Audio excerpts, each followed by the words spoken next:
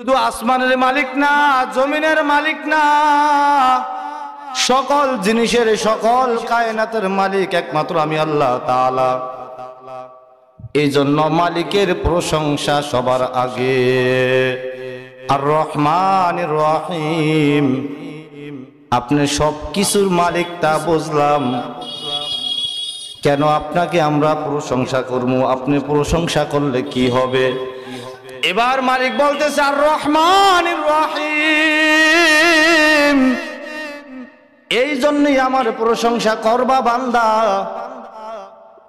আমি তো প্রশংসার দাবিদার, আসমান জমিন আমার সৃষ্টি, মানুষ আমি বানাইছি, গাছপালাও আমার সৃষ্টি, যা কিছু আছে আসমা বানাই না হা, আসমান জমিনের মধ্যে আসমান আমি আমার শক্তি দিয়া বানাইছি, জমিনও আমি আমার শক্তি দ্বারা বানাইছি, কারো কাছ থেকে কোনো কিছু আমি ধার নেই নাই। এই জন্যই তো আমি প্রশংসার দাবিদার। কে বলতেছেন? আমি তো এমনি এমনি বলতেছি না তোমরা আমার প্রশংসা করো। ও বান্দা, আমি অযথায় তোমাদেরকে বলি নাই আমার প্রশংসা করো।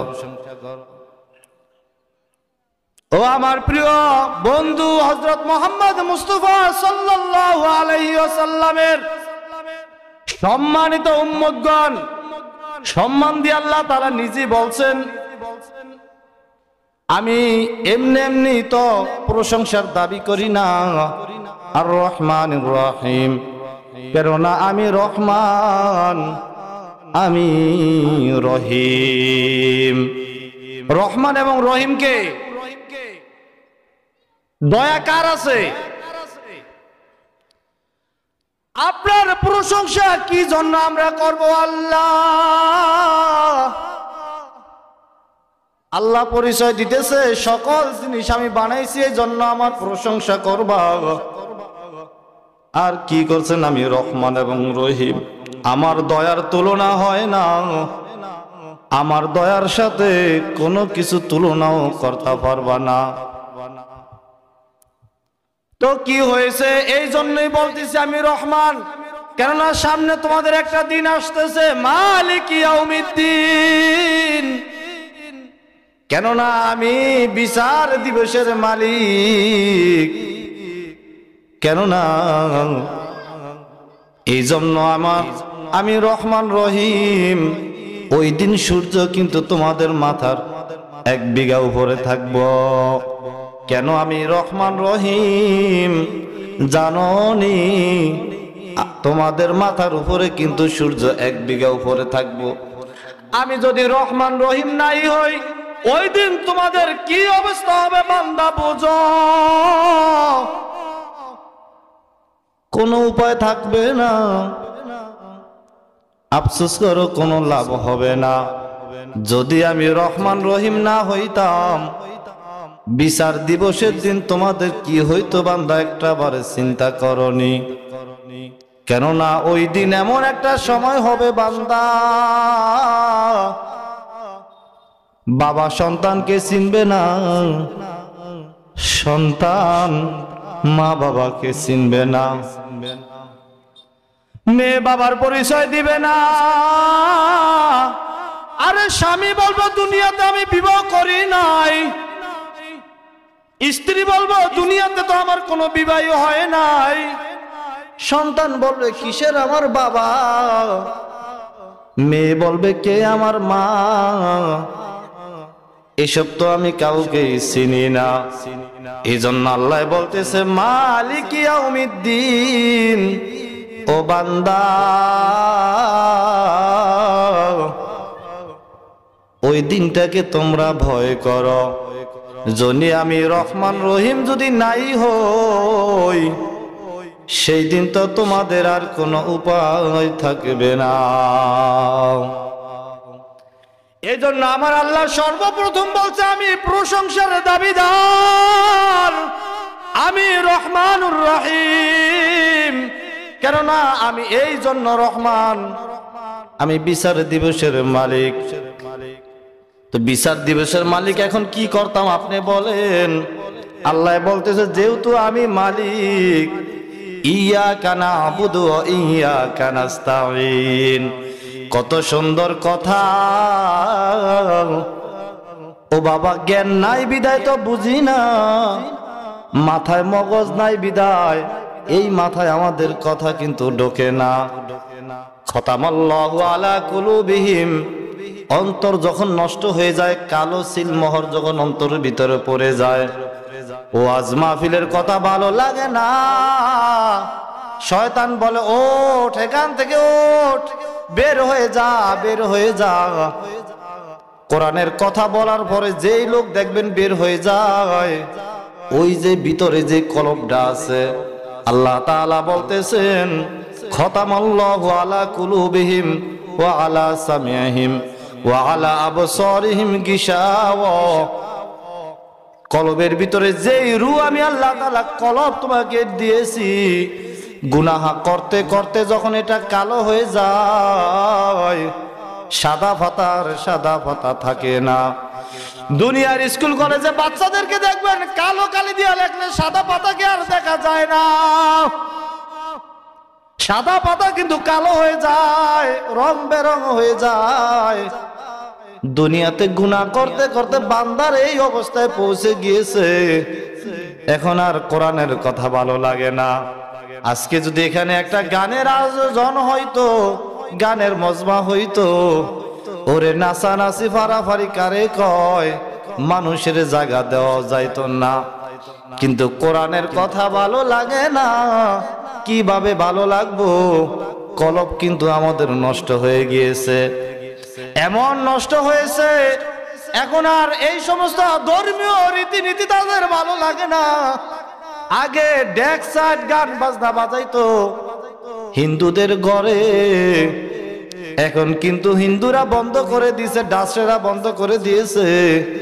ডেক সাইড এবং ডিজে গান চলে মুসলমানের ঘরে, চলে না? কেউ এগুলো হয় না? এই জন্য বাবারা একটাবার চিন্তা ভাবনা করেন, মাথা দ্বারা, মাথার জ্ঞান দ্বারা যেই জ্ঞান আল্লাহ তাআলা দিয়েছেন, এটাও কোরআন শরীফে আল্লাহ তাআলা বলছেন, কে নসিহত গ্রহণ করে, কে কোরআনের ময়দানে এসে বসে। সবাই কিন্তু কোরআনের ময়দানে বসবে না। কিছু আছে রাস্তায় ঘুরবে, কিছু আছে দোকান ফাটে খাবার দাবার খেয়ে আবার চলে যাবে, কিছু আছে প্যান্ডেলের চারিদিকে ঘুরবে, কিছু আছে কম্বলের ভিতরে শুয়ে শুয়ে শুনবে। এখানে কিন্তু সবাই আসবে না। আল্লাহ তাআলা এটাই কোরআন শরীফের ভিতরে বলছেন, তারা তো আসবে না, যাদেরকে আমি সঠিক জ্ঞান দিয়েছি তারাই আসবে। এবং নসিহত গ্রহণ করে একমাত্র জ্ঞানী ব্যক্তিরাই। ইন্নামা ইয়াতাযাক্কারু উলুল আলবাব। আল্লাহ তাআলা বলেন, যাদের সঠিক জ্ঞান আছে তারাই কিন্তু নসিহত গ্রহণ করে। এই জন্য আল্লাহ তাআলা বলতেছেন, মালিক ইয়াউমিদ্দিন, আপনাকে মালিক হিসাবে আমরা মানব, সমস্যা নাই। কেন মানব বলবেন? ইয়াকা না'বুদু ওয়া ইয়াকা নাস্তাঈন। আমি প্রশংসার দাবিদার, আমি রহমান ও রহিম, বিচার দিবস আমারই হাতে, সবকিছু আমি করব। এই জন্যই তোমরা আমি আল্লাহ তাআলার ইবাদত করো। ইয়াকা না'বুদু ওয়া ইয়াকা নাস্তাঈন। আমি আল্লাহ তাআলার ইবাদত করবা। আপদ বিপদ, সময় অসময়, স্থান পাত্র কাল যেখানেই থাকো, দুইটা হাত আমি আল্লাহ তাআলার দিকে উঠাই দিয়ে আমার কাছে চাইবা। বেড়া কবিসে চাওয়ার প্রয়োজন নাই, ডেস্টিনির কাছে চাওয়ার দরকার নাই, এনজিওর কাছে চাওয়ার দরকার নাই, লোন উঠানের দরকার নাই, সুদে টাকা আনার দরকার নাই, ঘুষ দেওয়ারও দরকার নাই।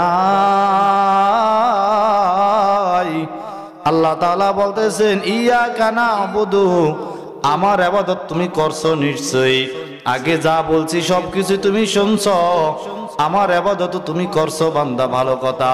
তাহলে তো দুনিয়াতে চলতে হলে তোমার ঘর সংসার করতে হবে, আর ঘর সংসার করলে তোমার টাকার প্রয়োজন হবে।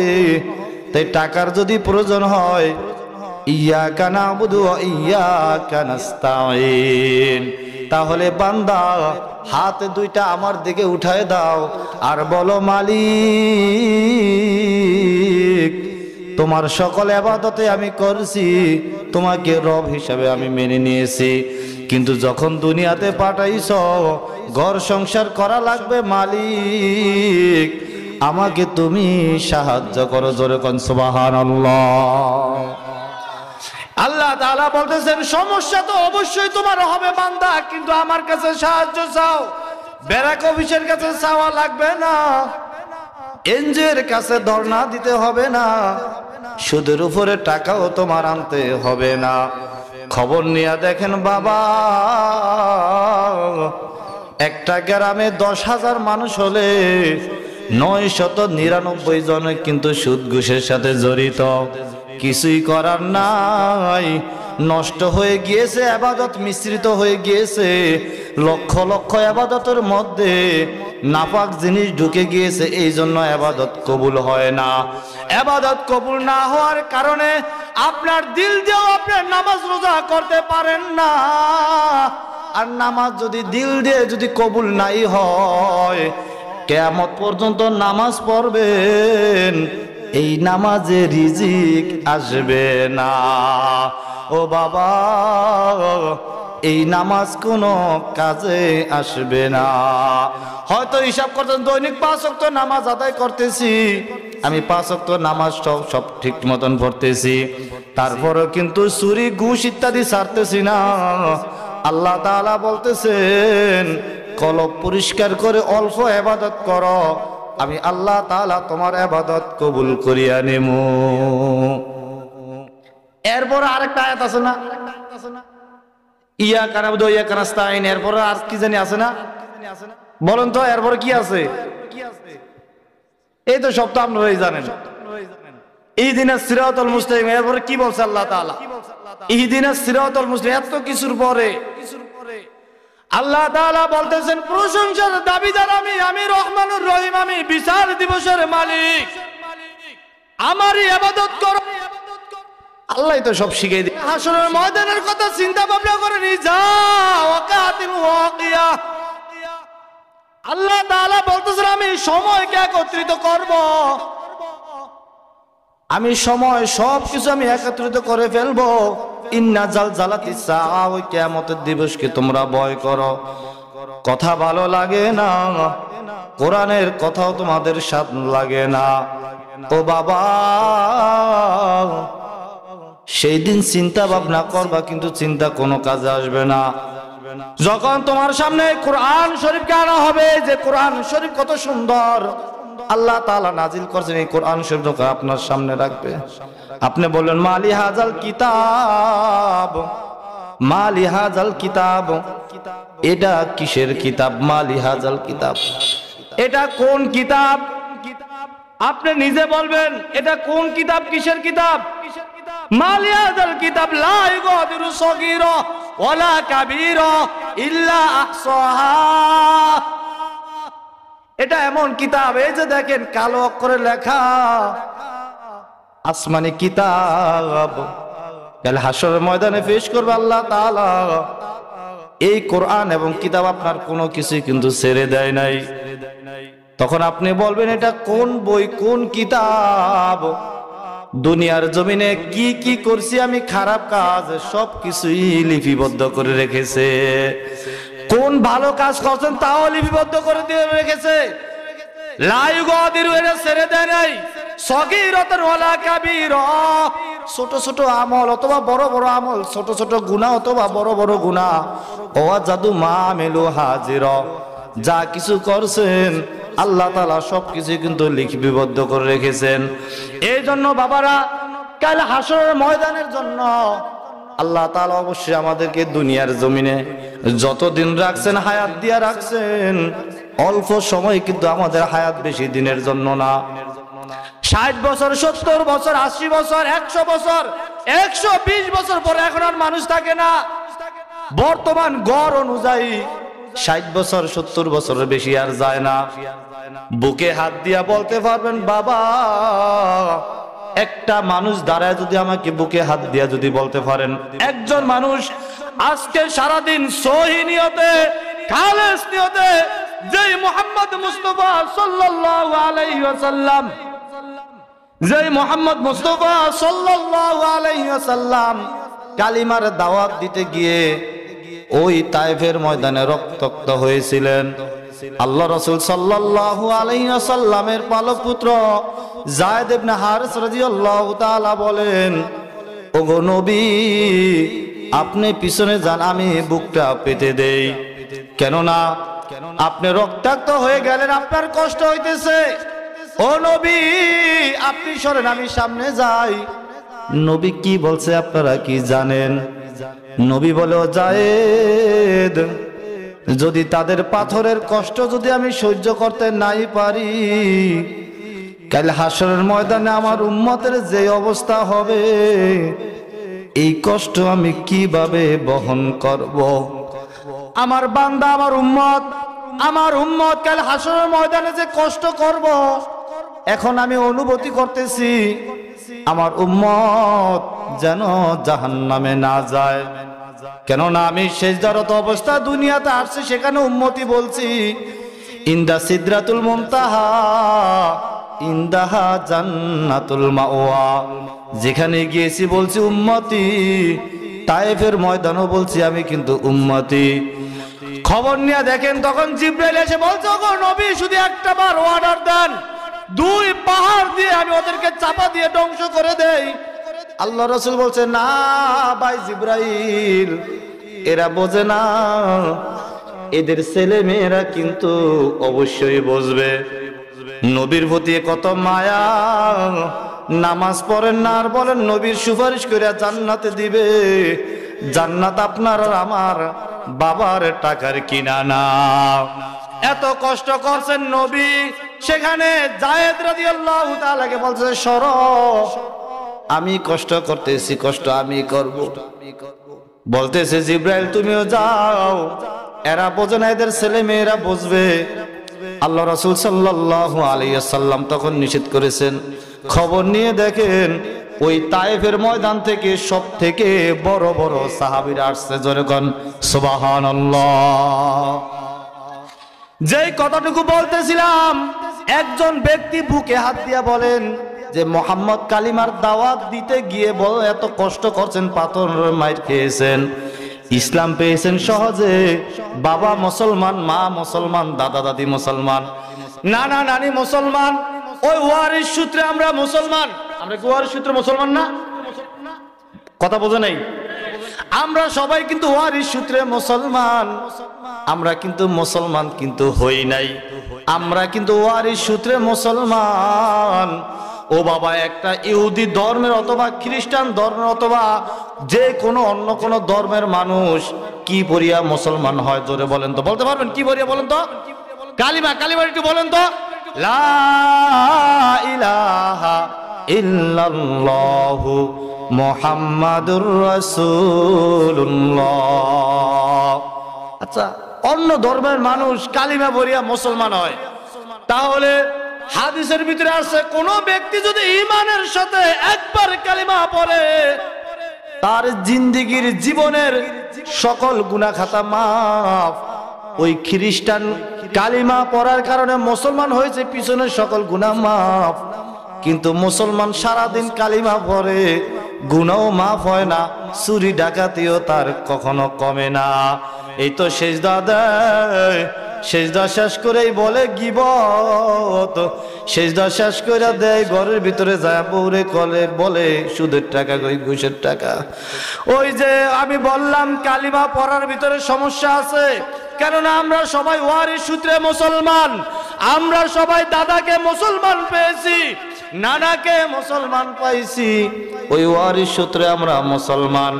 এই মুসলমান যদি আমি কালিমা কাকে বলে, এই কালিমার হক জানিয়া যদি মুসলমান হইতাম, ও বাবা আপনার আর আমার দ্বারা কখনো গুনাহের কাজ হইতো না। আমাদের কালিমা হলো পলিটিক্সের কালিমা, রাজনীতির কালিমা, গড়ে এক কালিমা, বাহিরে আমাদের আরেক কালেমা। এই জন্য আমাদের কালেমা আমাদের কোনো উপকারে আসে না, আমাদের কালেমা দিয়ে আমরা কোনো লাভ করতে পারি না। ও বাবা, এই কালিমা বাদ দেন, মদিনাওয়ালার কালিমা অন্তরে ধারণ করেন। মদিনাওয়ালার কালিমা কি বলে আপনারা জানেন? মদিনাওয়ালার কালিমা আবু জেহেল জানতো, মদিনাওয়ালার কালিমা উতবা সাহেবা এরা জানতো, মদিনাওয়ালার কালেমা কারুনে জানতো। এই জন্য তারা বলে, ও মুহাম্মদ তোমার কালেমা পড়া যাবে না, কেননা তোমার কালেমার শক্তি বেশি, আমাদের লাত উজ্জার কোনো শক্তি নাই। তোমার কালেমার এত শক্তি, তোমার কালেমা পড়লে না জানি কখন আমাদেরকে হেদায়েত দিয়া দেয়। অন্যথায় যখন আল্লাহ রাসূল সাল্লাল্লাহু আলাইহি ওয়াসাল্লামের সাথে মদিনার সনদের সর্বপ্রথম যেই চুক্তি হয়েছিল, ওই চুক্তির পরে মক্কায় যখন 10ম হিজরতে আল্লাহ রাসূল সাল্লাল্লাহু আলাইহি ওয়াসাল্লাম মদিনা থেকে মক্কায় হিজরত করে আবার ব্যাক আসলেন, সর্বপ্রথম এই কালিমার মুহাম্মদের কালিমার প্রেমে পড়িয়া মায়ায় পড়িয়া মুহাম্মদের চাচা, সর্বপ্রথম মুহাম্মদের চাচা আবু সুফিয়ান রাদিয়াল্লাহু তাআলা ইসলাম গ্রহণ করছেন। জোরে কোন সুবহানাল্লাহ। অথচ ওই মদিনা সনদ সর্বপ্রথম ভঙ্গ করেছেন আবু সুফিয়ান। আবু সুফিয়ান এই চুক্তি করাইছেন, এই চুক্তি ভঙ্গ করছেন কিন্তু আবু সুফিয়ান। কিন্তু মুহাম্মদের এই কালেমা দেখলো দিনে দিনে মানুষকে এতটাই আক্রোশ করে ফেলে, এতটাই ভালোবাসা দেয়, আবু সুফিয়ান আর সহ্য করে থাকতে পারলো না। মুহাম্মদ যখন 10,000 তার সাহাবী নিয়ে মদিনা থেকে মক্কার জমিনে আসলেন, এবার মুহাম্মদ বলতেছে, ও বেলাল, মক্কার জমিনে কিন্তু সবাই নিরাপদ, যারা যারা আমাদেরকে অত্যাচার করছে এদেরকেও তোমরা মাফ করে দাও, আমিও মাফ করে দিলাম। যারা তোমাদের ঘর বাড়ি ছাড়া করেছে, ঘর ত্যাগ করে ঘর তোমাদের বাড়ি থেকে তোমাদের দেশ দেশান্তর করেছে, মক্কার জমিনে আজকে সবাই নিরাপদ, সবাইকে তোমরা মাফ করে দাও। এই যে কালিমার কথা কয় মুহাম্মদ, আবু সুফিয়ান রাদিয়াল্লাহু তাআলার স্ত্রী বলতেছে, মুহাম্মদ কিসের কালিমা পড়লো, কার কাছ থেকে এই কালিমা আনলো, এত কষ্ট দিয়েছি, এত নির্যাতন করেছি, এই মুহাম্মদের কালেমা আমাদেরকেও মাফ করে দিতে বলে। আবু সুফিয়ান বলতেছে, দেখো এটা মুহাম্মদ আমার ভাতিজা, আল্লাহ তাআলার পক্ষ থেকে এই কালিমা পেয়েছে, চলো চলো চলো, আর দেরি করব না। নিচে গিয়ে মুহাম্মদের হাতে হাত রেখে জবান খুলে খুলে আমরা অন্তর থেকে বলি, লা ইলাহা ইল্লাল্লাহু মুহাম্মাদুর রাসূলুল্লাহ সাল্লাল্লাহু আলা আলিহি ওয়াসাল্লাম। ও বাবা, ওয়াজ করার জন্য, ওয়াজ শোনার জন্য কানের ভিতরে হেডফোন দিয়া রাতভর ওয়াজ শুনতে পারবেন, কোনো সমস্যা নাই। আমাদের মাহফিলে কিন্তু প্রধান বক্তা উপস্থিত হয়ে গিয়েছে, মধুর কণ্ঠে মধুর সুরে ওয়াজ শুনবেন। আমি কিন্তু ওয়াজ করার জন্য আসি নাই, আমি আসছি আপনাদের ওয়াজ শুনতে। আমাকে কিন্তু ওয়াজ করার জন্য বসিয়ে দেওয়া হয়েছে। ছোট মানুষ, এত কিছু বুঝি না, এই জন্য আপনাদের কাছে আমি একটা কথাই বলতেছি, বাবা ওয়াজ তো আপনারা আমাদেরকে করবেন, যা কিছু লেখাপড়া করেছি শুধু আপনাদের সাথে কিন্তু এখন মুজাকারা করতেছি। ছোটবেলার যেই লেখাপড়া গুলা করছি আপনাদের সাথে মুজাকারা করি, ওয়াজ করার কিন্তু যোগ্যতা আমাদের নাই। আল্লাহ তাআলা বলেন, ওয়াজ তো আমি তোমাদেরকে করব, ফাজকুরুনি আযকুরুকুম। আল্লাহ তাআলা বলতেছেন, ওয়াজ তো আমি করব, তোমরা আমাকে কিসের ওয়াজ করবা? ও বাবারা, আপনাদেরকে সর্বশেষ যে কথাটা আমি বলতেছি, যে মুহাম্মদের কালেমার কথা আমি আপনাদের সামনে তুলে ধরেছি, আমি কিন্তু অন্যদিকে যাই না, শুধু আপনাদের মনের সম্পর্কে আমি একটা হাদিসও পড়ছি। আল্লাহ রাসূল সাল্লাল্লাহু আলাইহি ওয়াসাল্লাম বলেন, আল মুজাহিদু মান জাহাদা নাফসাহু। আল মুজাহিদু মান জাহাদা নাফসাহু বেশি বড় না, ছোট একটা হাদিস আমি পড়েছি। আল মুজাহিদু মান জাহাদা নাফসাহু। ও বাবা মুহাম্মদ, তুমি তোমার নফসটাকে তুমি কন্ট্রোল করিয়া ধরো। আজকে মাহফিল থেকে বাসা যাওয়ার পরে যদি মনে হয় আমি কম্বলের নিচে ঘুমাবো, 2-3টা কম্বলের নিচে ঘুমাবো, দুধ কলা দিয়ে ভাত খাবো, শয়তান বলতে যে যা ইচ্ছা তুমি তা করো। আজকে তো তুমি মাহফিল শোনার জন্য যাও নাই, এশারের নামাজও তুমি জামাতে আদায় করো নাই, সারাদিন কাম করছো, এখন তুমি ঘরের ভিতরে আইছো, তুমি শুয়েই থাকো, তোমার কোনো ইবাদত করার দরকার নাই। যদি পারো নিজের বউরে 2-3টা বকা দিয়ে দাও, এই মানানি জোরে কোন যাবে, আবার এর মাইক আছে, যদি বড় বউরে 2-3টা বকা দাও, পোলা ভাই যদি আব্বু কয়ার টাকার কথা বলে আরো 3-4টা বকা দাও, দেয় না? বকা দেয় না? দেয়নি। যদি পারো আরো 2-3টা বকা দাও। আর বউরে বলে এই কথা, যদি বেশি কথা বলো গাড় ধাক্কা দিয়া বাপের বাড়ি পাঠায়া দেমু। যদি পারো 2-3টা কথা বলিয়া ওই কম্বলের ভিতরে তুমি শুয়া যাও। আমি সেখান থেকে যারা আমার এই কথাগুলা মা এবং বোন আমার বাবারা বাসা বাড়িতে থেকে কিন্তু শুনতেছেন, আল মুজাহিদু মান জাহাদা নাফসাহু, নফসকে পরিবর্তন করতে পারবেন। একজন মানুষ এমন আছেন যে নফসকে আজকে পরিবর্তন করতে পারবেন। ও নফস, আমি তো তোর গোলাম না। ও অন্তর, আমি তো তোর গোলাম না, আমি হলাম আল্লাহ তাআলার গোলাম। আমি এই জন্যই তার গোলাম। সে নিজে বলছে ইয়াকা না'বুদু, বলছিনি? বলছি। আমার মনে আপনারা বুঝেন না আমার কথা, তাহলে আওয়াজ কোথায় আপনারা? আমি বলছি আপনাদেরকে ইয়াকা না'বুদু, আল্লাহ তাআলা বলতেছেন আমার ইবাদত করো, আল্লাহ তাআলা বলতেছে আমারই দাসত্ব করো।